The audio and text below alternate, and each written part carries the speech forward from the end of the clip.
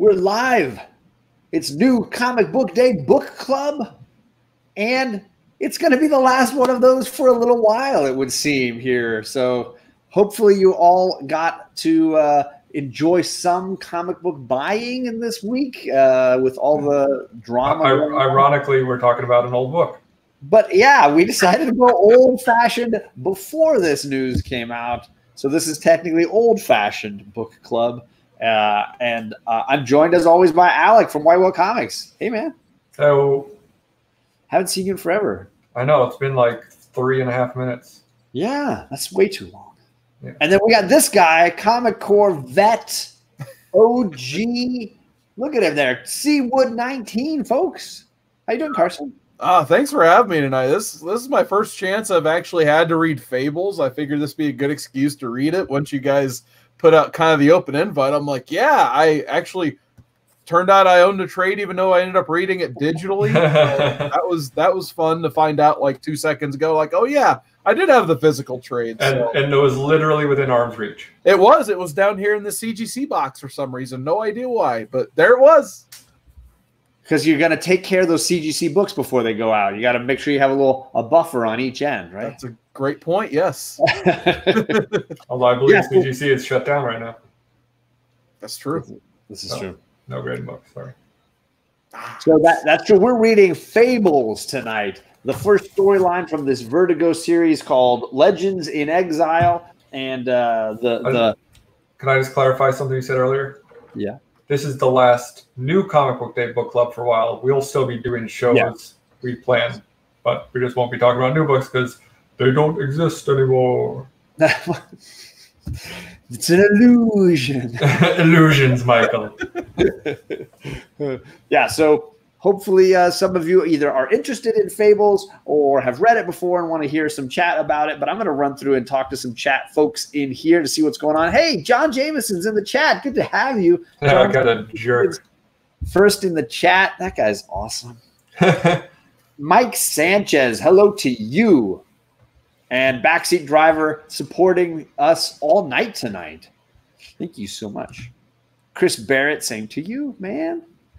Got a work VC right now. I don't even know what that means.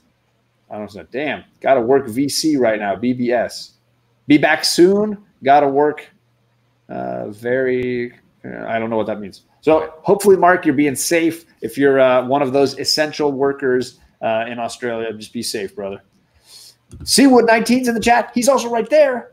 And his link is in the description. So if you've never seen Carson before, you should definitely subscribe to his channel. He's been going live a bunch lately. He's been doing reviews. I even jumped in with him not too long ago. So he's just an awesome guy. He let me hang out with him. Reggie, a mistake I make every week. What's that? Said it's a mistake I make every week. Letting you hang out. Right? Yet somehow I keep coming back. Reggie's in the chat. I'm not wearing my Swolger shirt, but I was wearing it the other day. Thank you for coming by, Reggie. I've seen him. He did some insane push-ups on his IG today with the clapping push-ups. I was like, okay, brother, don't hurt yourself now. You don't want to go to the hospital right now. Oh yeah, that guy doesn't know how to work out. Right? Yeah, right. He has no idea how that exercising thing works. The professional bodybuilder. Comics Club is a comic shop in Florida, and we want to make sure people are supporting their LCSs during this crazy, crazy time right now. And on the greatest comic book show ever on the Comic Core, we mentioned some things you can do, like buying gift certificates, which you can do over the internet, supporting their eBay stores if they have eBay stores, checking to see if they're doing mailing deliveries, things like that. So just check with your LCS if there's a way to make contact with them, because we want to keep supporting those folks. Yes, TJ, he's thanking me because what I was doing was going on Instagram and sending him the link to our live shows. It is hard to find live shows these days. I don't know if it's just so many people streaming on YouTube these days, or if they've changed their algorithm system, but they don't populate in my subscription feed. And I've noticed it's all Al Gore's fault. I blame computers. It's his rhythm, right? Or what? But I noticed that too. Right. I said hello to Backseat Driver, I think, but I'm going to say it again because he's awesome, and you should subscribe to him as well. He's been hanging with us all night as well. And Chris Barrett says, John, you were wearing the Reggie shirt earlier today. I was. Good on you for spotting that. Guess what? Chris Barrett's in the chat. I shot a video for Jabroni wearing it, so it'll appear on the Jabroni channel because he's another push-up workout fiend. You gotta represent when you go over there. But we're not talking about manliness. We're talking about comic books, fables, and fairy tales tonight. Magical unicorns and fairy princesses tonight. There are no unicorns in this book. No, there's none of that. I will say there is. Hold on, wait. I should have been prepared for this. There are no unicorns, but there is murder. Oh my gosh, that transition was done well. My daughters were very excited when I pulled this out because they were like, "Is that Snow White?" You're like, "You cannot read this." Can I read this? And then I was like, I got to remember how appropriate this was. And then I got to Prince Charming, and I was like, nope, sorry, I can't read that. That's not issue 1. Straight boning. Yeah, Prince Charming laying some pipe. So this, as a reminder, it's not for children. Not for children. This show is definitely going to be an adult comic book. And so I kind of find there are 3 kinds of people when it comes to Fables. People who have never heard of it before. People who've heard of it and think it's like a kid's book. It's like Fable. It's like, it's like fairy tale stuff. And people who've read it and are like, damn, this is some good shit. Anybody feel like that's been true for them? Yeah, go ahead, Alec. I was going to say, I've read it and I think it's good. So I'm in that one of those categories. I can only speak for myself. Yeah, for me, like I know 1 or 2 people who have read this, and I think that pretty much adds up. It seems like they've either never heard of it or they thought it was really good. And then there was like a schlub like me, like I heard it was really good. I just hadn't read it yet. So that's why I was like, just there's so much to read. So I'm like, I'm going to read this. So Good excuse. And for me, like I had taken a huge break from collecting. I'd had a daughter. I got married. I was in college, and I had just taken this huge gap of time. And I went back to a shop. It's the LCS that I currently go to now. And I walk in. It's my first time in a shop in a long time. And I was like, what should I read? And God bless the owner, Kenny. He said, these Vertigo books are really good. And he put me onto 100 Bullets. He put me onto Why the Last Man. And he put me onto Fables. And they instantly went on my pull list. I bought all the trades for those runs, and I've slowly been collecting all of them. The only key that I'm still missing, obviously, is Why the Last Man #1, because that book is crazy expensive. But I got this last year. I got both covers for Fables #1, which I was very excited to get, and went through some hilarity because the issue I bought off eBay for this one turned out to be at my LCS. It was his eBay store. I remember that. Yeah, could have saved some effort and maybe some money if I'd gone straight to the shop. But whatever. So Fables is for me one of those books that brought me back into collecting. When did you first discover it, Alec? When it came out. Fuck you. How did I know that was going to be you? I bought it off the shelf, bitch. I bought it off the shelf. No big deal. So I never took a break from comic collecting. I've never hated you more than right now. I think that can't be true. And then when did you first hear of it, Woodard? Obviously, you have not read it until now, right? Right. Yeah, I had a friend, I think it was a C2E2 probably around like 2011, 2012, and Bill Willingham was there. I wasn't super familiar with Bill Willingham, but I had a buddy I went to the con with, and he's just like, the only reason I went to this con is I want to meet Bill Willingham because he did Fables, and my buddy started telling me all about Fables, and kind of particularly this volume, how it was, just fairy tale characters in New York City trying to solve a murder mystery, and I'm just like, that is one of the craziest ideas I've ever heard. I'm going to have to read that one day. How do you sell this idea? Because it is absolutely off the walls. Yeah.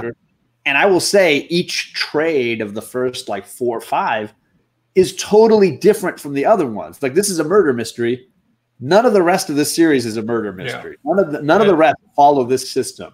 And I would say, now I haven't reread the whole series in quite a while, but from my memory of it, I would say this arc is my least favorite.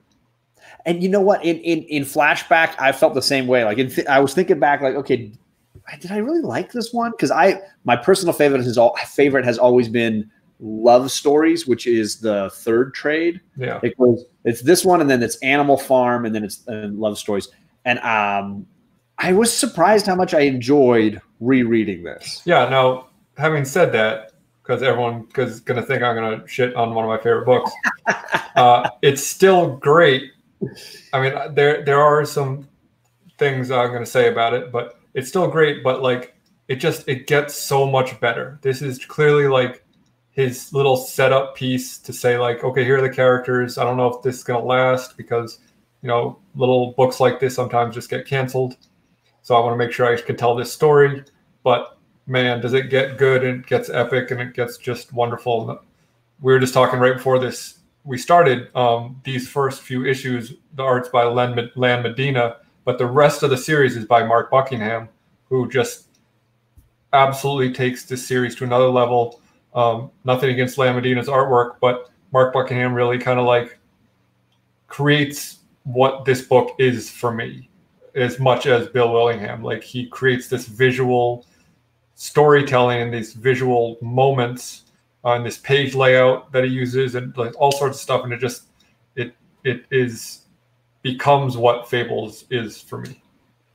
Yeah, and I think if anybody finds themselves reading this like Seawood of late, or finds themselves getting it for quarantine reading or something, I would say if you even like half or remotely like this first volume, keep going, because I feel like it continually gets better for me.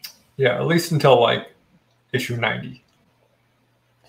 Then I feel like it starts getting all stretched out. Read all of it. So yeah, I mean, I think it'll read differently. So I read it month to month. I feel like it would read differently in collection. I only have like the first 3 or 4 hardcovers, so I don't have all of them. So TJ asked an interesting question. Do you think ABC got the idea for Once Upon a Time from Fables? Here's the story for that. Yeah. Mark Buckingham and I mean, Bill Willingham actually met with ABC to sell them Fables. And then they said, thanks, no thanks, because all these characters are, you know, in the, what's the word I'm looking for? In their Disney properties. Yeah, but more so, like Disney properties, but they're also free domain, in the free thank domain. You. Yeah, so they said like, we don't need you. We can do something that's 90% similar and not have to pay you. So they most definitely got the idea for Once Upon a Time for Fables. They straight up stole it. That's why I do not support that show. And that's honestly why that show isn't nearly as good as it could. Public domain. Thank you, Chris Barrett. Yeah. So yeah, they definitely stole from this series, and I've always said that it's not a series people should buy for spec value, because I don't think they're ever going to make a movie or TV series out of this, because it's so complicated, all the rights for certain characters and where this is all going to go, and I think it's very complicated. It's quite a minefield. You buy it because it's just a great read. It means something to you. Yeah. However, John's eldest daughter's age, I was reading adult comics, including Bill Willingham's Elementals. Look at you. Okay, that's awesome, Gore. Thank you. Okay, so let's get into this a little bit. We got fairy tale creatures and characters in New York City. The main plot of this, if I can kind of just summarize the idea of the universe, is that our fairy tale characters have been forced from their fairy tale worlds into what they call the mundane or mundy world of New York City. They're hiding out, keeping themselves discreet as possible, and living somewhat normal lives as they are sort of like refugees from their home worlds. Right. So they call their home the Homelands, and there's a character called the Adversary who waged war against them and pushed them out into New York. So they live mostly in 2 locations. They live in a building, kind of like a skyscraper area, where most of the like normal fables live, like normal looking fables. And they, have some, this doesn't get into it in this volume, but they have some like magic properties that kind of make people not pay attention to it. And then they have the farm, which is upstate in New York, where all of the non-human fables live. Right. And yeah, so the farm is where the second volume takes place. It's called Animal Farm, and you get to see why there are certain characters who don't get to go to the big city, why they aren't allowed into the big city. And they even touch on that a little bit when So the beginning of this, you get to meet some of these characters, and Bigby Wolf is kind of our hero character, and his relationship with one of the three little pigs is kind of the setup for the second volume of this series. So I just want to get into like first impressions. Obviously, Seawood had never read this till this week. What were some of your first impressions on this? No, I think you guys made me feel a little better about this trade. I thought it was solid overall. But that being said, I was definitely a lot more interested in seeing these alternate takes of these public domain characters put into this gritty real world New York than the actual murder mystery itself with Rose Red. I thought it was kind of an interesting choice for your kind of hero character as basically the big bad wolf. Right. And then you have the contrast of Snow White. So I thought that was like a very random pairing, but I still, at the end of the day, really dug that. So overall, first impressions, I would say, especially hearing you guys talk about, how it gets better and better every volume, I definitely want to read volume 2 and 3 right now. So, I have really enjoyed the way they treated the characters so far. Yeah, so I feel like maybe we didn't finish kind of discussing the plot. So Bigby Wolf, who, by the way, I named my cat after, his name's Bigby. Nice. Some white whale trivia for you there. Bigby Wolf is the sheriff of Fableton, or Fabletown, whatever. And Snow White is the deputy mayor under King Cole. And the volume starts with Jack of Jack and the Beanstalk fame rushing into the mayor's office to say there's been a terrible accident. And you find out that it seems that Rose Red, who is Snow White's sister, has either been murdered or attacked, but her apartment is just covered in blood. And so Bigby, being the sheriff, needs to investigate the murder and find out what happens. And so Prince Charming, who is both the ex-husband of Snow White and Cinderella. Any of the fairy tales where there was a Prince Charming. This Prince Charming. And so he's multiple ex-wives. And Bluebeard, Little Boy Blue, Flycatcher. There's like just a menagerie of characters that are introduced in this volume. And won't spoil the end of this volume yet, but that's kind of the setup. Yeah, it's presented like a classic done it, like a Sherlock Holmesian kind of storyline, Agatha Christie style, where you have an apparent crime, an unusual cadre of characters, all different like styles of personalities, all hiding different things and different problems they're dealing with. And at the center, you have the characters who are trying to solve the crime. You have Bigby Wolf, the big bad wolf, who now has a human form and is sort of a hard-boiled detective-looking character, very Bogart-esque kind of, who is trying to solve the murder. You have Snow White, like Alec is saying, who is kind of running Fabletown for the mayor, and the two of them are trying to solve this crime and getting sort of wrapped up in all the soap opera drama that's played out over hundreds of years that these characters have been alive, these fairy tale characters. Yeah, and you mentioned the Sherlock Holmes type thing, and at the end when Bigby kind of reveals what happened, he even says like, "Oh, I've always wanted to do the parlor room reveal." So it's kind of like a little tongue-in-cheek joke there. Yeah, it's a great moment when they end one episode with the shocking reveal and Bigby saying, almost like, tune in next week when I explain exactly what happened here. Because it's one of those great twists. I was going to read. I almost want to read the whole sequence at where the mayor, the whole 6 issues, when the mayor gives his speech. Yeah, because this whole thing sort of culminates in a ballroom issue where the characters are having their annual celebration of remembering what they used to have as their lives. Right. And the mayor gives a speech explaining it all and spends time talking about their lives in the old world and what they've sort of lost when this villain, the adversary, took it all from them. There's these amazing splash pages where we get to see what happened to them. And like Alec was saying, this is the beginning of the style of the comic with these crazy cool borders that go around. Later, like, it's all through the issues. Yeah. You'll have these very illustrative. Oh my gosh, really beautiful.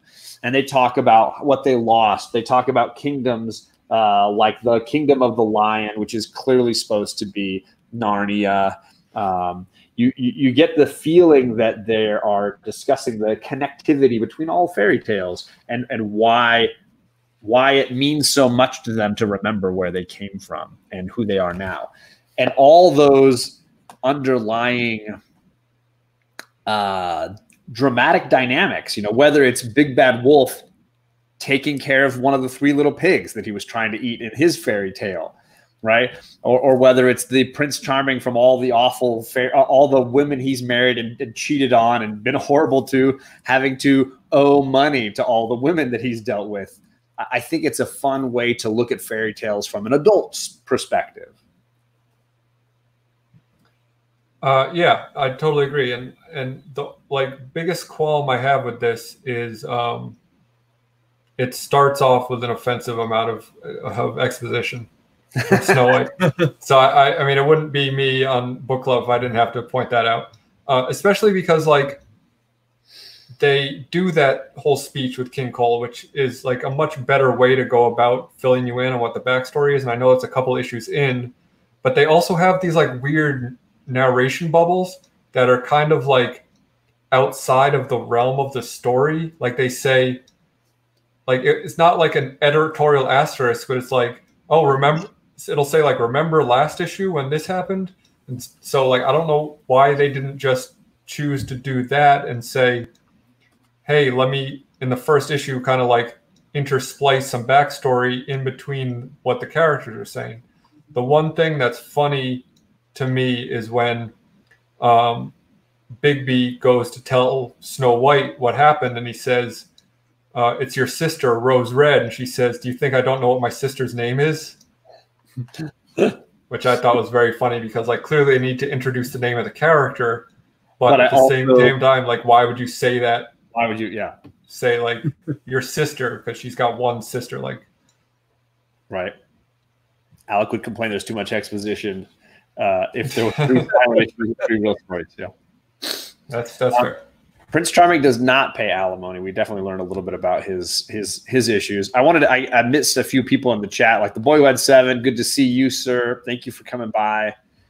Jack Yo. When these early issues were coming out, the adversary speculation was rampant and a lot of fun. I agree. A lot of time was spent before they reveal who the adversary is. Yeah, and we'll spoil this first thing, but we're not going to spoil who the adversary is. Not at all. So we have this Fable world. Seawood, were there any characters you found particularly interesting in these first few issues? Oh my God, Pinocchio. No, Pinocchio makes a very brief appearance, but he is hilarious. Yeah. He's right? And his 1 page or whatever, he kind of just stole the show for me. The poor guy. He's hundreds of years old, but the curse that got put on him, they never said he'd become a man. They specifically said he'd become a boy, and he's still a boy who just wants his balls to drop so he can get laid. And his words, not Carson's. Yes, his words, absolutely. Yeah, don't judge Carson based on the writing here. Yeah, he actually says all of those phrases to a beautiful blonde woman, I think. Yeah, he is hilarious, and he obviously has a lot more to do in these later books. But yeah, that's a great. Yeah, most of the characters introduced in this, Flycatcher is throughout the book. Boy Blue, Jack of Fables ends up getting his own series. So they're all definitely in throughout the series. So it's very interesting to see what they do with all these characters. And even, Snow White and Bigby are the 2 kind of staple main characters. Right. What about you, Alec? When you first read it, was there a character that you thought this is real? I really want to know more about that character. Can we spoil the ending now? We can spoil this issue. Right. That's what I mean. Yeah. All of it. Right. Rose Red. You like Rose? I just I thought it was interesting to say, like, okay, what was her like deeper motivation? So the twist of the story is that Rose and Jack faked her death to try to get out of a deal she had with Bluebeard to marry him because he paid her a dowry of $1 million. So she's trying to keep the money without marrying him. Right. Which is the final issue cover. Which is such a good cover.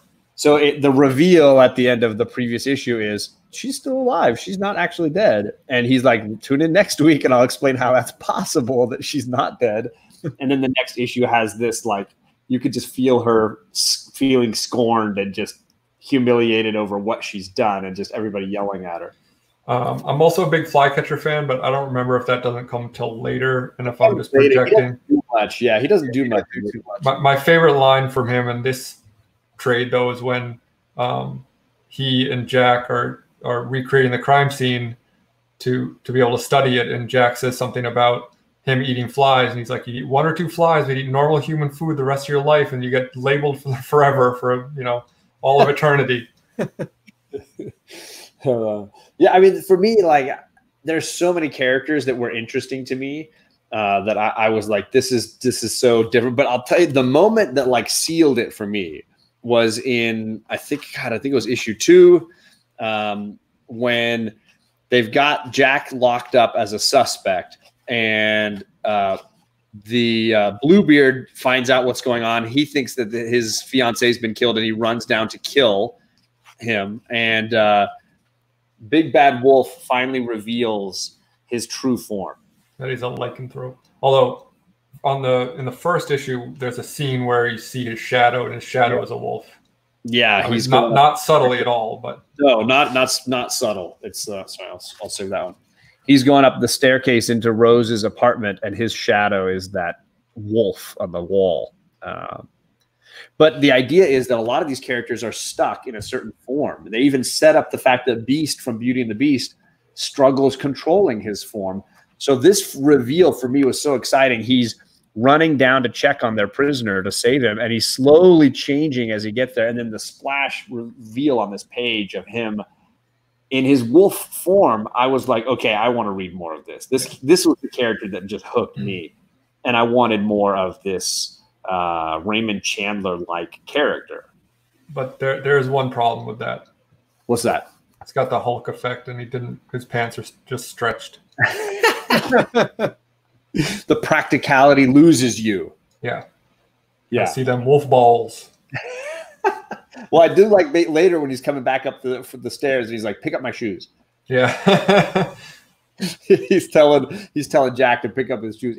So for me, like, the Big B Wolf was the character that hooked me, and I was like, this character is I've read a lot of noir. Obviously, I'm a big Chinatown fan. I love noir. And this was like noir on crack. It was like just a layer deeper for me on noir. And again, none of the other issues are noir like this. Right. But the characters are all set after this, and you can follow through on that. And obviously, I have an affinity for Big B since I named my cat Big B. But again, like, he's one of the characters that I feel like gets better as the series goes. I feel like I don't want to say this first series is clumsy, but it feels so compared to the other volumes. Like, I feel like they're still kind of getting their footing with how they want to handle this story.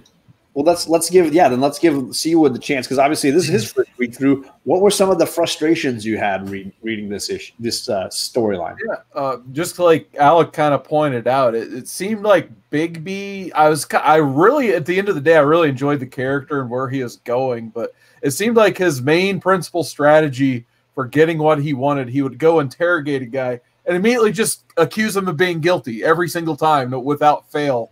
And like, you're guilty, you're going to jail. And Snow White's like, what are you doing? Yeah. And Snow White even mentions that. She says that's what he does. Yeah, and I felt like that was like the first 3 issues was just Big B doing that, and then somehow he used that to finally solve this case with Rose Red. I'm like, wait, what? So I'm looking forward to seeing if you know, what you guys just said, how he kind of becomes a better character going forward. And I'm kind of curious to see, like, if he's going to pay for more of his sins from the past, because obviously the big bad wolf in those fairy tales wasn't a nice guy, basically. So I'm curious to see if some of those other characters or some of those other pigs that he's kind of been protecting or eating or what have you, if they come into play in the one called Animal Farm. I'd imagine we get to see more of that. Yeah, and they kind of touch on this briefly in this volume, is that there's this thing called the amnesty where everyone, once they got kicked out of their homelands, they kind of just like wiped everyone's slate clean, and kind of like in House and Powers of X when they where they just say like, okay, if you want to live here, we're giving you a chance, but if you mess up once, that's it. And they keep referencing the fact that Bigby has kind of been the poster child for this, and how he hasn't, in these hundreds and hundreds of years where they've been living, in New York, in our world, that he has done nothing but acquiesce to these new rules. Yeah, they allude to Jack as well, killing the giant too. So I remember that's kind of where they pointed out. And Bluebeard killing all his wives. And yeah, I'm glad you brought up the amnesty. I think it's one of the more interesting elements of the story going forward. Like, it's something that constantly comes up, this idea that when all these Fable characters came to our world, they had to agree upon a set of laws and forgive old grudges and grievances on paper. Because obviously most of the characters are still holding grudges. One of the little pigs keeps showing up all through the story. It's one of my favorite parts in this storyline, is just him. You just see him outside sleeping under this shrub or sleeping on Bigby's couch and saying like, hey, you destroyed my house of hay. You owe me. Like, you tried to. I don't like the farm. I'm a big city pig, and so let me crash on your couch. This idea that these characters have wiped their backstories away on paper, but at the same time are all dealing with grudge. I mean, Snow White's holding a horrible grudge against, understandable, against the Prince Charming and sleeping with her sister and all these things. She's got her grudges that she is not letting go of. But on paper, they all had to just sort of say, yeah, I know she ate Hansel and Gretel, but we're going to let the witch in the house castle, we'll just let her go. We're just going to let her go.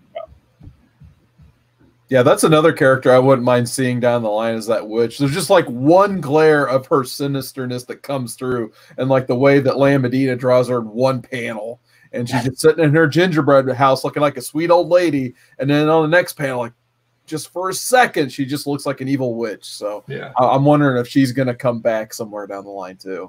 Definitely. In fact, I would say every character who has even a brief moment here has a bigger role to play. Oh, nice. Snow White, I don't know what I said. Snow White did a what? She is the assistant to the mayor, and she's Rose Red's sister, and she was the first wife of the Prince Charming, who later then marries Cinderella and Sleeping Beauty and all the princesses, and has repeatedly been a cad, a cheater, all of the just a scum. He's just been this guy, a total dirtbag. Like, they introduce him in like the worst way possible. Like, he's at a diner, and there's this waitress. She's a looker, and Prince Charming, he wants to get some, so he uses his charm to not only ask her out on a date, but he also makes her cover his tab because he allegedly has no money. Well, he doesn't, in fact, have money. I just want to go back to one thing you said, Snow White, just to make sure you understand, the chat understands the importance or the role of the character. You said she was the assistant to the mayor. She's the deputy mayor. Yeah, deputy mayor. So she definitely has like power in this world. She's not. I did not say she did a porno. No, I did not say. No, I didn't hear that. What I said that sounded like that. I'm sorry. The one thing for me about Snow White, I got to know what happened to the 7 dwarves at some point, so I'm going to have to keep reading. They definitely tell you, but they wait a long time to reveal. It's kind of just this side of her, this secret that's burning inside of her. And a lot of the characters, I think what makes them most interesting about this series is that they have clearly a huge backstory, way beyond what we might know from a simple fairy tale of Hansel and Gretel that we might have read. These characters have a huge backstory, and they keep peeling away at it. And you start realizing, okay, well, Jack is the Jack from all the fairy tales where there's a Jack. like, whoa, there's a lot of fairy tales with a character named Jack, whether it's Jack Be Quick, you know, or there's Jack and Jill, whether it's Jack and the Beanstalk. They're all the same Jack. Yeah. All the same Jack. And I think they do a lot of fun stuff where they start weaving through and you realize, oh, is the big bad wolf the awful wolf in all of these stories? Is it Red Riding Hood? They mentioned Red Riding Hood in this. So that idea that there's all these interconnections and that there's all these grudges and grievances, it's very soap opera-like in that way and very entertaining. And they also there's a whole section of the story where it's called Arabian Nights, where they go into the Sinbad stories and Aladdin and all that. So it's not just kind of the European. They go all sorts of different stories, fairy tales from around the world. Yeah.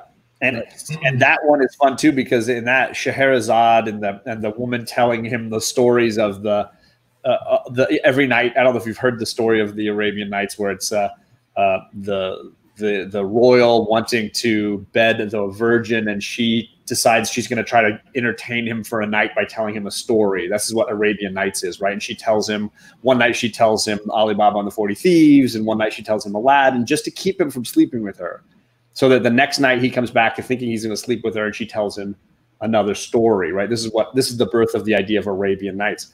They retell it in the fable world, and they cast Snow White as this character, and it's genius and it's amazing, and as it's the ideal one shot almost, right? Like this separate story that connects to everything, but you could read it independently and totally get it. It's like perfect. Yeah, a new wife every night, Chris Perry. Of course, that's where his mind goes. I do like Backseat Driver's comparison of Snow White to Dwight Schrute from The Office, as she's the assistant to the regional manager. Or Gareth Keenan. That's right. Nice British Office reference. I love it. Thanks. I liked The Office before it was cool.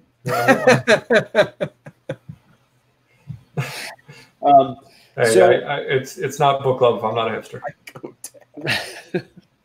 Arabian Nights is the original Psycho Dad. No, okay. He's got the Married with Children references. I love it. Here we go. Simple Simon jumped in here. Thank you for coming by, Simon. Hope everything is going all right in Australia with you. Although I don't know what time is it. Are you getting up? It's early in the morning there. It's got to be crazy time.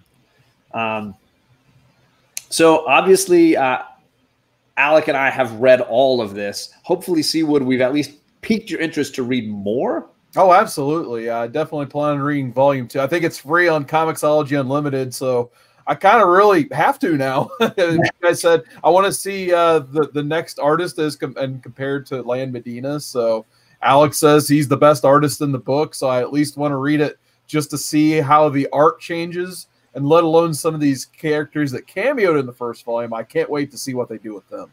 And I like the introduction of Goldilocks. She's a big part in the story going forward, but has a huge part in volumes 2 and 3 of the trades for this. The Boyhood 7, thank you, Matt, for telling us that Comixology has 182 issues of Fables online, which might be the whole run. Actually, I don't know the exact number of issues for the run.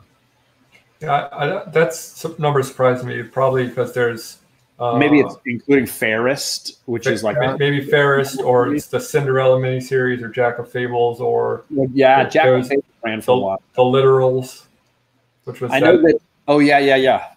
I know that with Fairest, a lot of people I know fell in love with Fairest because they loved the Adam Hughes covers that went with that sort of sequel series, which are gorgeous. I mean, beautiful ladies, scantily clad. That's pretty much the run of his covers. But a lot of people got onto this series because of his covers. Yeah.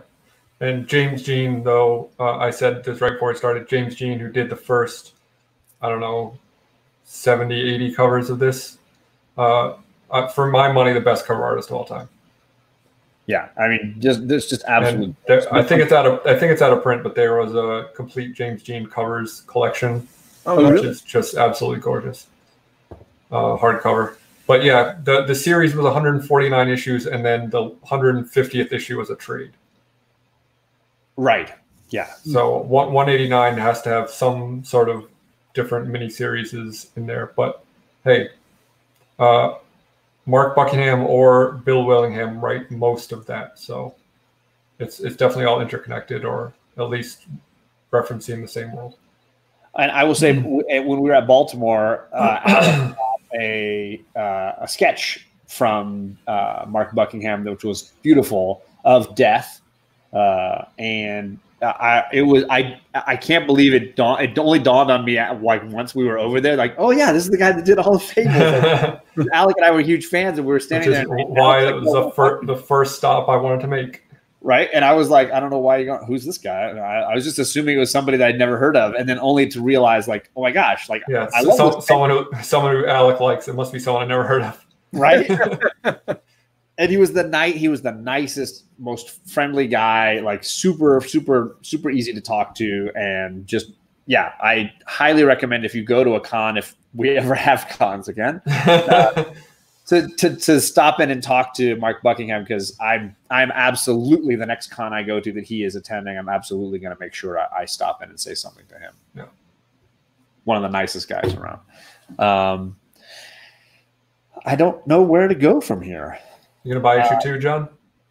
Yeah, right. I'm gonna actually. I so enjoyed rereading this, and all the little layers, all the little things where I was like, oh, that's gonna be this, and oh my gosh, I forgot about this character and that, and the whole, again, my favorite bit, and I guess we have time, I might as well just read it, is when the mayor gives his speech at the celebration, and he says, once we were 1,000 separate kingdoms spread over 100 magical worlds. We were kings and cobblers, wood carvers and wizards, sinners and saints, and our blatant social climbers. And of course, it's Jack climbing the beanstalk. And from the grandest lord to the lowliest peasant girl, we were the most part strangers to one another. And it took an invasion to unite us. I know they all are dealing with this thing, which we don't ever see physically for quite a long time, but this thing they call the adversary that sort of pushed them from their home fable worlds. And I don't want to read all of the little bits, but the idea that they didn't connect to one another until they started realizing that they were all in danger, not just, oh, it's Neverland that's in danger, or it's Narnia that's in danger, but no, it's all of us that are in danger. Kind of like Never-Ending Story and the nothing that was destroying all of the fairy tales in that world. This adversary is killing all of them. And going forward, that problem, that dynamic is the fundamental element of Fables. Yeah. And for me, makes this almost more like a war comic. If you could, I would say so. Imagine it that way. It's certainly like, I mean, there is one of the series is called The Great Fables War or something, right? And yeah, there is a, you know, not to spoil too much, but there is a large battle at one point.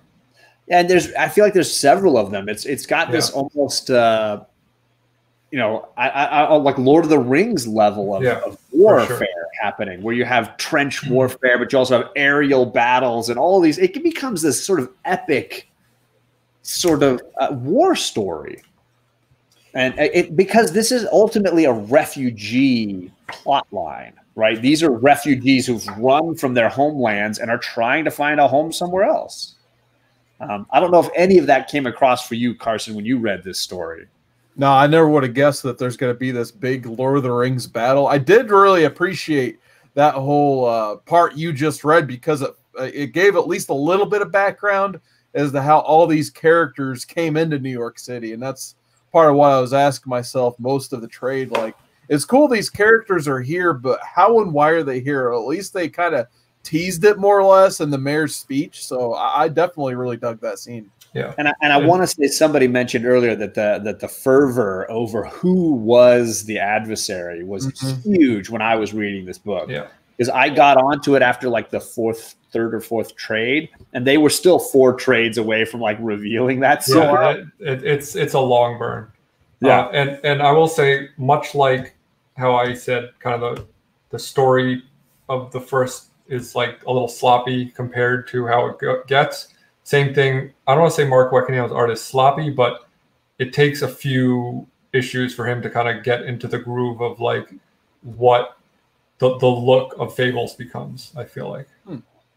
Well, and I think I say something similar. I know I always talk about Lost, but I say something similar to people who watch Lost, which is like, I know you got to watch the 2-hour premiere and then the first episode, but that third episode with John Locke in the wheelchair, like if you can get to that hour, you're going to be hooked and blown away by that show. Oh, I thought you were going to say if you can get to that hour, you can stop because the rest of it's just confusing nonsense.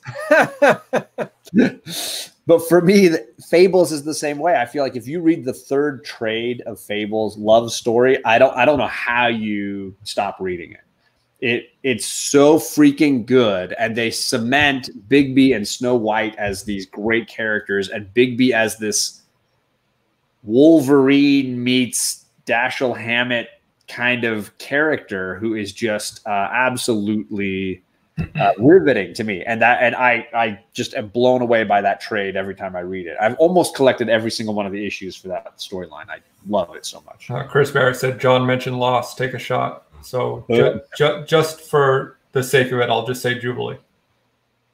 We have to go back. We have to go back. And in truth, I am going to be going back to read the rest of Fables at some point during this quarantine.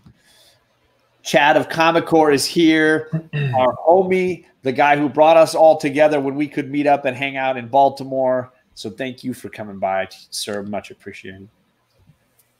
That's about it for me, wrapping it up. Carson, was there stuff you wanted to say about this book that you didn't get a chance to mention? Anything that you thought we didn't get to this or that?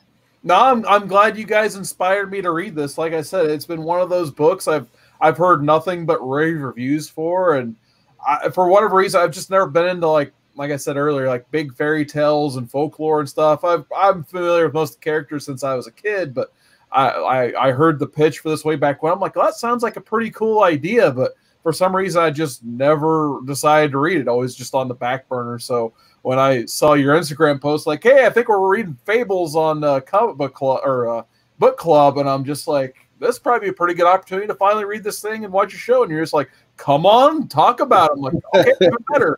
So thanks for having me on and letting me finally read this. I'm glad it honestly timed out so well because we were looking at this week and we're like, I don't know that there's any great number ones coming out, and I've got a list of trades that Alec and I really love that we're like, let's try this one, let's try that one. That's awesome. And I just been dying to reread this for quite a while, having gotten both of these issue ones this last 6 months, I guess. I've really been interested in going back and rereading, and I'm glad honestly, it was better than I remembered. I was worried. I was like, I don't really love this trade as much as the later ones. Will I like it? I enjoyed it much better. You used to do a debate topic, TJ. Yeah, we just ran out of ideas, basically, or steam. Like it takes enough mental energy to read a book and get together with this jamoke every week to talk about it. Right. I pushed for the debate topic. I mean, hey, if you want to come up with a debate topic every week, I'll be happy to talk about one. It's just like, what's your favorite fairy tale from when you were a kid? How about that? There you go. Dr. Seuss. Ooh, you're counting Dr. Seuss as a fairy tale. Look at you going out the side of the box, going every direction. That's so unfair. You're so full of it. Unbelievable. I always liked the Frog Prince. I thought that was always a really interesting fairy tale. The idea of a prince who somehow gets turned into a frog and a princess who decides, I'm going to make out with this frog. I'm just going to see what happens.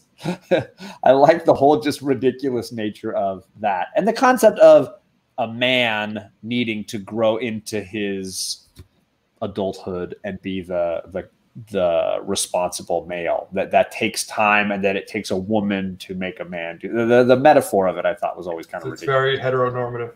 Right? Exactly. So ridiculous, the whole thing. But I always really enjoyed that fairy tale as a kid. They're master debaters. we're master something, Chris Barrett. See, I was going to say The Boy Who Cried Wolf, but now I'm just thinking, is Bigby Wolf the wolf from that tale now too? He's the wolf from all of them, baby. Yeah. Yep. And it gets better because, honestly, I think his backstory, his family relations before he came into our story, I think is all very interesting. And again, it all is set up in in Love Story, which is a horrible name, but it's perfect for that third volume in this series. Would you put Mr. Rogers in the category? I wouldn't put Mr. Rogers in the category, but I would put Make Believe Land or whatever it's called. Oh, his little puppet land Yeah. with the king and the queen are. Yeah. Yeah, and the cat. Is it like a cat? Those are definitely copyrighted. Yeah, they are. Yeah. I can't. But there's a really great documentary about him on HBO. You should go watch. Oh, I got another one. The Tootsie Roll Owl. The what? The Tootsie Roll Owl. You suck at this. Or counterpoint, I'm the best at this. Oh man, we don't know what we're reading next week. I think I'm going to probably try to sell Alec on Monstrous, which Great. I've never Let's read. do it. I got it right here. Have you read it? No, I've not read it.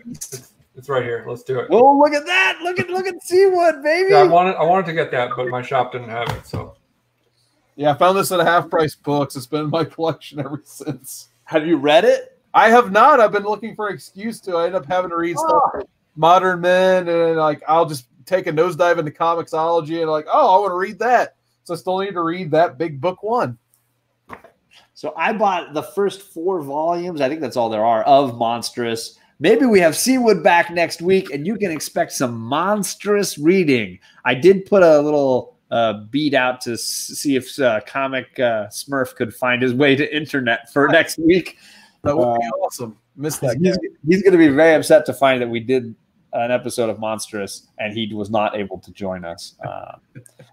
My fairy tale is the Teen Titans cartoon. Yeah.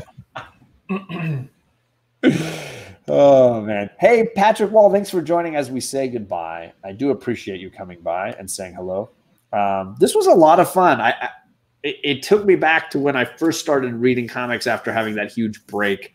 So it's nice to be like back with grown men who want to enjoy funny books. So I'm on the verge of having a huge break every day of my life. Well, there's that.